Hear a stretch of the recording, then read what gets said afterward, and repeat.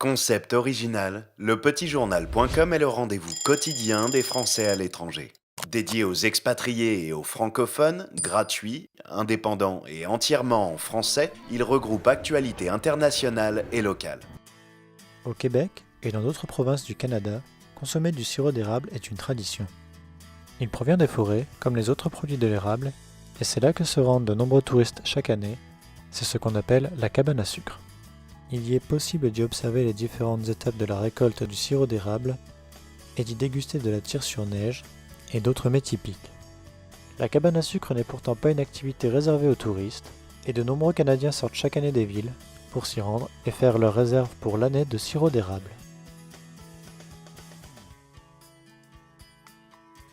On est ici au parc Molson, dans l'arrondissement de Rosemont, la Petite Patrie, et on a la chance que les gens de la ville, en collaboration avec un organisme environnemental, la SODER, de pouvoir entailler quelques érables pour vraiment faire des activités éducatives, en plus des activités culturelles qu'on connaît d'animation avec de la musique. Mais c'est vraiment une activité très spéciale qu'on fait parce qu'on veut montrer vraiment d'où vient ce qu'on mange.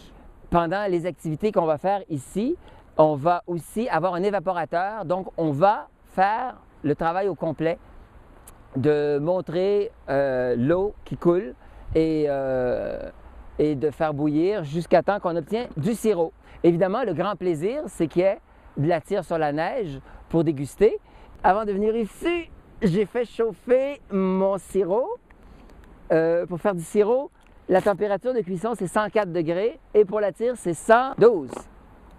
Et c'est important d'avoir la bonne température puisque faut pas que ça rentre dans la neige. Wow!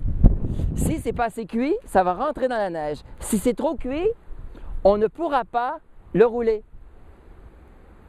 On attend un peu. OK, d'accord. Fais-toi une sucette, mais garde-moi-en. Les gens disent sucette, mais ici, on ne dit pas ça. On dit vraiment une toque de tire. Puis là, j'ai demandé, tourne et coupe. Bon. Et j'ai demandé à un producteur acéricole pourquoi on appelle ça une toque. Et c'est vraiment T-O-Q-U-E, là, c'est dans le langage. C'est parce que quand on le prend, puis qu'on le fait tomber dans la neige, ça fait toc.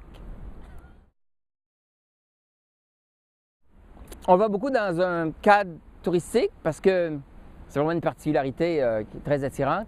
Mais tous les Québécois qui ont un lien avec quelqu'un à la campagne le célèbrent au moins une fois dans sa famille. Tous les gens qui travaillent, à un moment donné, la façon dont on vit ça ici, tous les gens qui travaillent, à un moment donné, ont un party de cabane à sucre, les gens du bureau. Donc, souvent, moi, je dirais qu'une personne normale au Québec, il va 2 fois.